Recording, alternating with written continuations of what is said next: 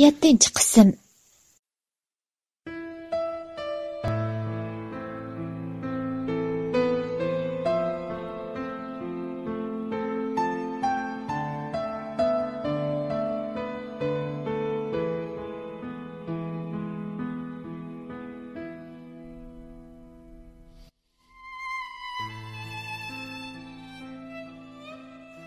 Ruqiya uyga kirdi. Hiç iş bo'lmagandek tamoq etib, erining kirishini kutdi. Mana olim kirdi. Ruqiya bir og'izmi gap qilmasdan erining oldiga tamoq, choylarni olib keldi. Ruqiyaning chiroyidan bir ish bo'lganligini bayqagan olim nemish bo'lganligini so'radi. Biroq savoli javobsiz qoldi. Olim tamoqni gap bo'lib sirtqa mangay dedi. Ruqiya og'iz ochdi. Yana Oyshamning uyiniga mangdingizmi? Kunda necha qatim berish vazifangiz bor oyga? Nim deding? Xotin. Naga necha qatim beribdiman? Ochiq bir gap qila. Acaba shu uydagi vaqtingizda uyga bosib kirsam, ondan e'tirof qilarmidingiz? Nima? Sen meni ko'rganmiding? Ochiq gap qil bo'lamdi. Ha, men kayningizdan bag'andim. Siz u uyga go'sh olib berdingiz. Meni nimishqa aldaysiz?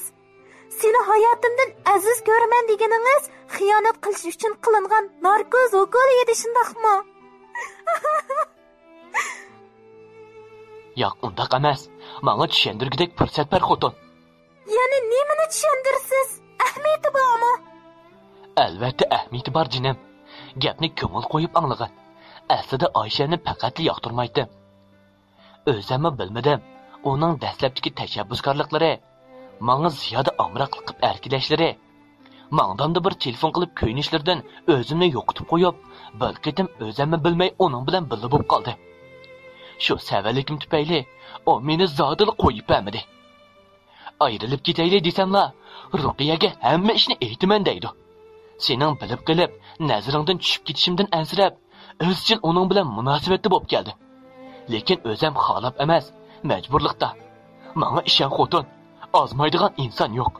Lekin tuzatsila, xatoligini to'nib qayta sodir qilmasa afv qilishga bo'ladi deb qarayman. Men bek nomussiz. Lekin ikki bolamiz uchun bo'lsa-mu, meni kechirib etgan. Shu topda o'zimni qo'yg'udek yer topolmayapman. O men uchun bir jazo. Xato olgan bir qadamning jazosi. Onundan ayrilman desamla, menga o'xshamagan usulda tahdid silib, hozirgacha munosabatni o'zlamayapman. Meni kechirgan xotin o'tinay. Nomus qilsingizchi. Rost aytsan, men haqiqatan nomussizlik qildim. Lekin meni kechirsangmi, men hammani qilishga rozi xotin.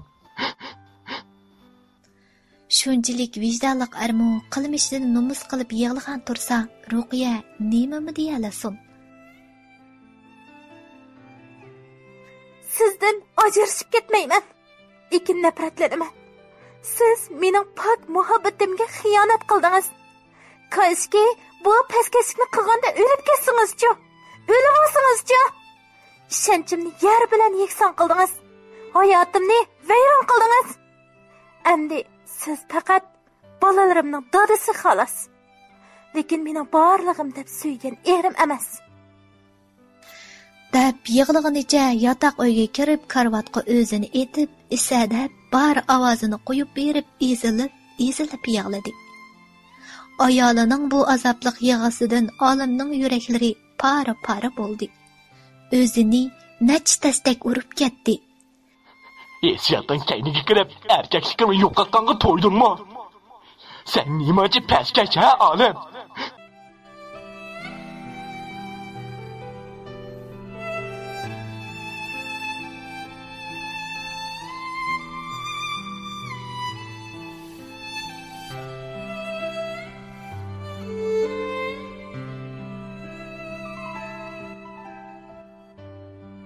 Olim Ruqiyaning yeniga kirishga petinamay astag'ina uydan chiqib ketdi. Chiqib mashinani Oydirim tarafga haydadi-da, xoli bir joyda to'xtab, azobdan mashinaning ruliga beshini urib turib, pinhonda tozi yig'lab oldi.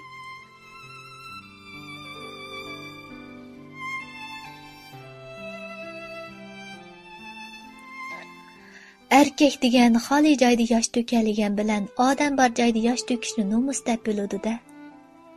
O'zidan shunchalik nomus qildi. Amdiki umrda Ruqiyaning muhabbatini mangu qadrlaydiganga o'ziga va'da qildi. Ruqiyamu yig'lab ichi pushqandan keyin ballarının maktabdan kelishiga oz qolganligini ko'rib, jiddilashib yuzlarini yuvib tamoq tutish qildi. Bu ko'ngilsizliklarni mangu sir qilib saqlash niyatiga keldi. Ayol kishi degan mushundaq apuchan bo'lsa nima degan yaxshi ha? Ay esil erlar, ayollaringlar hammadan yaxshi, uni qadrlab bor mehringlarni uningga beringlar.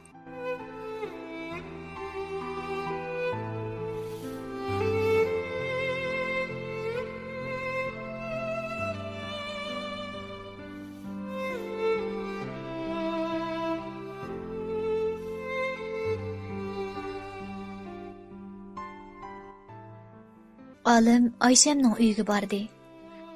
Meni vayron qildin iflos. Yaxshi ko'rdigan ayolimning hurmatidan tushirding meni. Baklar razilkansan. Voy, tishliqdi Olimjon. Yomon tush ko'rib qolmagansiz a? Texkash bo'lmay turib nemish bo'ldi? Ayolingiz bilan urushib qolibsiz-da, bechora g'iribjon.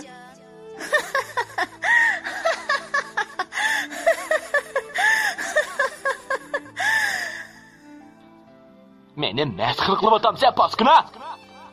Deb ochiq bilan tastak bilan birni soldi. Oyshamning og'zi qonab ketdi. Lekin Oyshamning xiyoliga kirib qolmadi. "Ora, buxadan chiqqich ora. Men sizdan o'yinchiqingiz, bo'ksa xaltangiz bo'lgandikin." deb vaqirdi Oysham.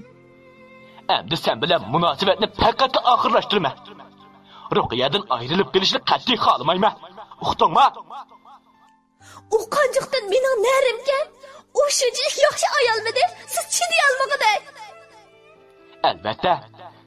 Sen uning bilan o'xshash. Lekin axloqing, diyonating, odamiyliging uningdan kam. Buni esingdan chiqarma. Endi meni izlab qolsang, yo sen o'lasan, yo men. Debla ishni yerivatgidek yepib chiqib ketdi. Mana boshqalarning nesivisiga ko'z qizartgani uchun rahimsizlarcha tashlab etilgan Oyshamning yoshlari daryo kabi eqishga boshladi. Olim uyga kirib Ruqiyadan yana kechirim so'radi. Hamda Oysham bilan deyishgan gaplarni ovozga elib olganligini aytib, uni Ruqiyaga anglatdi. Ruqiya yig'lab turib, "Menga bir oz vaqt bering. Men sizni hozirlik kechirishga amolim yo'q. Chunki xiyonatingiz ishonchamni yo'qotdi", dedi.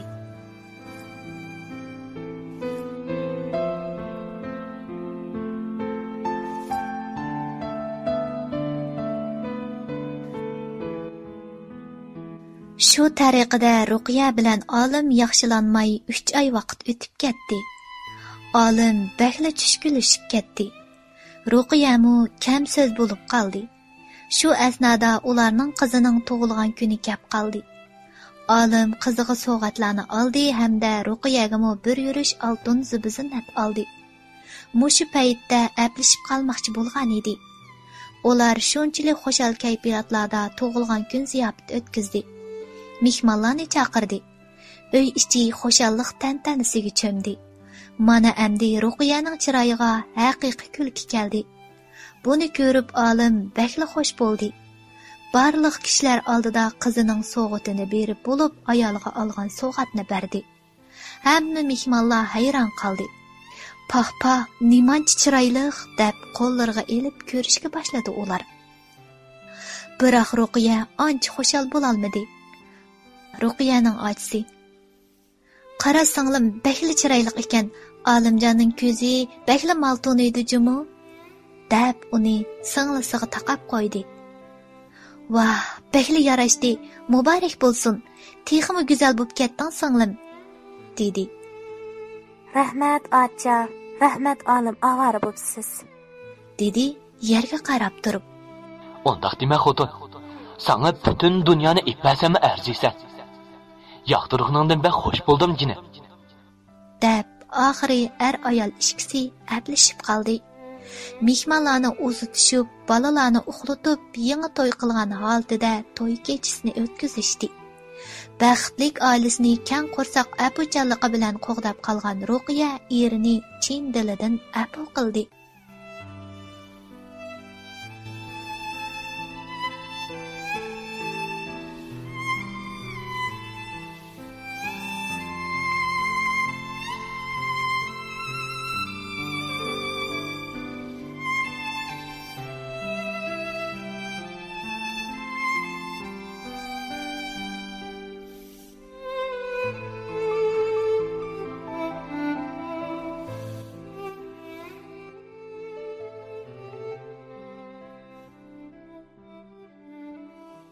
Ayşemning kunlari tez kun yo'qoldi.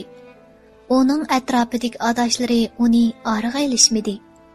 Uningga yomon nazar bilan qarab, uni ko'rsala o'g'risi keldi deb g'o'dirishib, o'zini apqetishib yurdi. Olimni izlashga petin olmadi. Oilasidagilarmi uydan qo'g'lab chiqardi. Sen to'y qilmay balaliq bo'lding, nomimizni bulg'ab bo'lding deb tag'isi uyga kirgizmadi. U o'z qilmishining jazosini tortib atadi. Ko'ngil Ruqiyaning ko'zidan qon yosh oqqizib xiyonat qilgan uchun bu kunlarni ozliq qiladi uningga. Olim bo'lsa burunqidimi yaxshi muloyim bo'lib ketdi. Bir oila kishilari kunlarini ma'nili xo'shal-xo'ramlikda o'tkazdi. Ruqiyami o'zining chidamchanligining ajrini ko'rdi. Ayol o'tirsida apu, kuyinish, ishonch, yo'l qo'yish bo'lgandala, u oila bir mustahkam qo'rg'onga aylanadi. Men bu asarni yozish orqali qizlarning erini o'zli yaxshi ko'rishini, adoshlarini tunishtirib qilib, eg'ir oqibat kelib chiqib, oilasini vayron qilmasligini eskartaman. Erlarmu ayoliga sadoqatmanlik bilan yaxshi namunlik dodi bo'lishini umid qilaman. Yana bir qism ayollarningmi adishining eriga ko'z solmay, jamiyatda erlar shunchalik ko'p bo'lgandan keyin tanho erdan o'ziga mos kelganini tanlab turmushlik bo'lishini tilayman. Bo'lmasa Oyshamdek echinishli holga tushib qolasiz.